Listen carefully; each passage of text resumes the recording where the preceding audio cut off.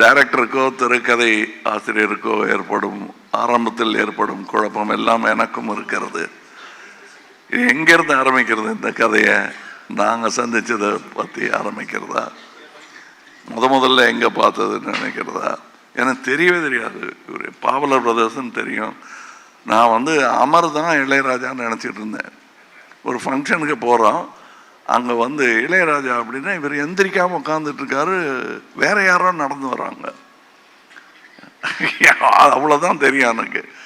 அதற்கு பிறகு சார் நான் இந்த மாதிரி மியூசிக்கு ரசிகன் ஆரம்பித்து அது கொஞ்ச நாளில் அண்ணன் ஆகி ஐயா ஆகி அது இப்போ எல்லாரும் நினச்சிட்டு இருக்காங்க குணாவுக்கும் அபிராமிக்கும் ஒரு காதல் பாட்டு போட்டு கொடுத்துருக்காருன்னு. இல்லை, அது எங்களுடைய காதல் பாட்டு. என் கண்மணிக்கு நான் எழுதிய கடிதம் அதுக்கு இசையமைச்சிட்டார் அவர். அற்புதமான விஷயம். எனக்கு டைரக்டருடைய இதை பார்க்கும்போது பெரிய பிரம்மாண்டமான வேலையும் தான். அந்த இளையராஜா அவர்கள் எனக்கு பாடும்போது ஒரு சந்நியாச மந்திரம் பாட வேண்டிய நேரம் வந்தபோது ஒன்றும் பாடெல்லாம் முயற்சி பண்ணாங்க, விட்டுருங்க அதுவாக வரும் அப்படின்னாரு. பாடலில் ஒரு பெரிய கிளாஸ் அன்னைக்கு எனக்கு கிடைத்தது. அந்த கவனம் பண்ணுறது, எஸ்பிபி குரலில் இருந்தால் நல்லா இருக்குமான்னு ட்ரை பண்ணுறது, அதெல்லாம் பண்ணாதீங்க, உங்களுக்குள்ள ஒன்று இருக்கு, அது கிடைச்சா போதும் அப்படின்னு சொன்னாங்க. அந்த மாதிரி ஈஸியாக இருக்கணுங்கிறது தான் அவரே உங்களுக்கு கொடுக்க போகிறாரு அந்த அட்வைஸு. அதை நானும் சொல்லுகிறேன். ஈஸி. நிறையா பேர் அதைத்தான் தனுஷன் சொன்னார், இந்த ப்ரெஷர் 1000 வரும், பட் நீங்கள் எப்படி அவரை பார்க்குறீங்களோ அப்படி எழுதுங்க. ஏன்னா எடுக்கணும்னு எடுத்தால் 8 பார்ட் எடுக்கலாம். ராஜாவை பிடிக்காதவர்கள் எடுத்தால் அது ஒரு படம். ஆனால் எப்படி எடுத்தாலும் அந்த இசை மேதைங்கிறவர் தனித்து நிற்பார். பிடிக்காதவங்க சொன்னா கூட இதை மறுக்க முடியாதுல்ல. அவர் 6 அடியெல்லாம் கிடையாதுங்கன்னு ஆரம்பிப்பாங்க பிடிக்காதவங்க. ஆமா, ஆனால் 1 அடி பாட்டு கேட்டால் போதும். அந்த மாதிரி நாங்கள் இப்போ கூட பேசிட்டு இருந்தோம். அதில் பொறாமை பிடித்தவர்கள், நல்ல வேளை எனக்கு இசையில் புரியும் அவ்வளோதானே தவிர பெரிய பேராசை ஒன்றும் கிடையாது. அதனால எனக்கு அவர் மேலே பொறாமையே கிடையாது. அவர் செய்கிறதெல்லாம் நானே செஞ்சிட்ட மாதிரி சந்தோஷம் எனக்கு.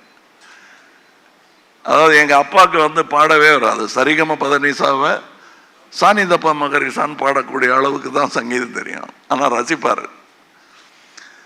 அவர் தான் நாங்கள்லாம் பாடணும், இப்படி எனக்கு வரல உனக்கு வரணும், வருது உனக்கு கற்றுக்க அப்படின்னு சொன்ன மாதிரி எங்கள் அப்பாவுடைய நிலையிலிருந்து தான் நான் இவரை பார்க்குறேன். நான் எனக்கு வராதெல்லாம் இவருக்கு வருது. அதைத்தான் பாரதி ராஜா சொன்னார். எப்படி இது அப்படின்னு ஆச்சரியப்பட்டுக்கிட்டே வருடங்கள் கடந்து விட்டன. வெவ்வேறு ஆங்கிள் இருக்குங்க இவரை பற்றி. இவங்க கூட வேலை பார்த்தவங்க சொல்கிற ஒரு கதை, மியூசிஷியன்ஸ் சொல்கிற கதை, இசையெல்லாம் தெரியாமல் வாழ்க்கையில் இளையராஜாவை தன்னுடைய டைரியாக யூஸ் பண்ணுறவங்க சொல்கிற கதை. என் கல்யாணத்தும் போது இந்த பாட்டு, நான் எனக்கு முதல் குழந்தை பிறந்த போது இந்த பாட்டு அத்தனை பேரும் அதை பேசுகிறாங்க. ஒரு நான் இப்போ எல்லாரும் சொல்லும்போது இவர் வாழும் காலத்தில்னு, நான் இன்று பிறக்கவே இல்லை என்றாலும் இன்னும் ஒரு 100 வருஷம் கழித்து பிறந்திருந்தாலும் அவர் வாழும் காலத்தில் தான் வாழ்ந்திருப்பேன். ஏன்னா அவருங்கிறது இசைதான், அப்பவும் இருக்கும். அதற்கு ஒரு உதாரணம் சொல்லணும்னா, நானும் அவரும் ரசிக்கும் ஒரு அமேடியஸ் மொசார்ட் என்ற படத்தில் ஒரு வைபோதிக மியூசிஷியன் ஒருத்தர் வந்திருப்பார். யாரும் இப்போ அந்த காலத்தில் பெரிய ஆளுங்க அவர் அப்படின்னு சொல்லி அவர் உட்காந்துருப்பார். அவர் மனநிலை சரியில்லாமல் உட்காந்துருப்பார். அவரை பார்க்க ஒருத்தர் போவார், நீங்கள் பெரிய மியூசிஷியன்னு கேள்விப்பட்டேன், நான் பெரிய மியூசிக்கெல்லாம் போட்டிருக்கேங்க, கம்போசர் அப்படின்ட்டு வாசிப்பார். இது நான் போட்டது. அப்படியா, கேட்டது இல்லையா? இல்லைங்க, இன்னொன்று பார்த்துக்கிறேன். இன்னொன்று வாசிப்பார், ரொம்ப நல்லா இருக்குங்க, கேட்டிருக்கீங்களான்னு. இல்லை அப்படின்னு கொஞ்ச நாளையும் முறைச்சிட்டு இன்னொன்று வாசிப்பார், கூடவே சேர்ந்து பாடுவார். ஓ, இந்த பாட்டு நீங்கள் போட்டது தானா?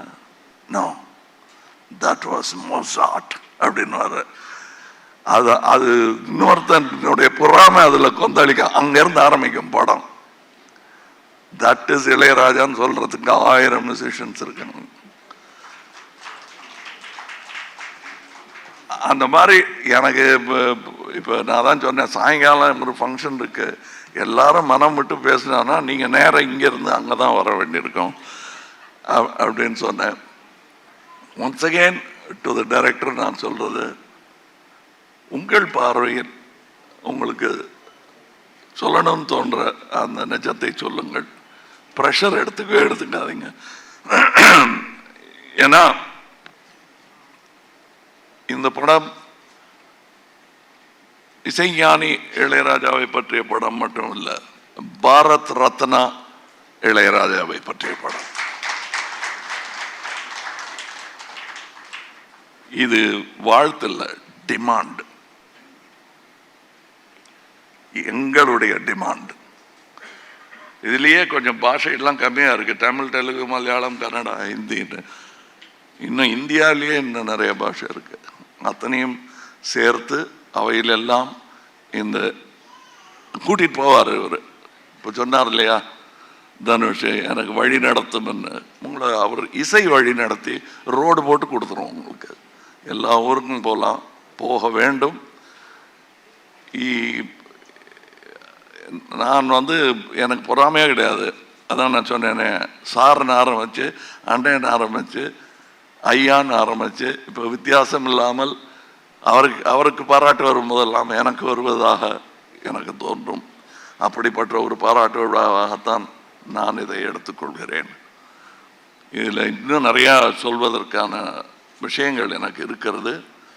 ஆனால் இதற்கு பிறகு இசை வெளியீட்டு விழா, பிரீமியர், வெற்றி விழா, நிறைய வாய்ப்புகள் இருக்கிறது. அங்கே எல்லாம் பேசுவதற்கு நிறைய இருக்கிறது, பேசலாம். வாழ்த்துக்கள், வணக்கம். உன்னை விட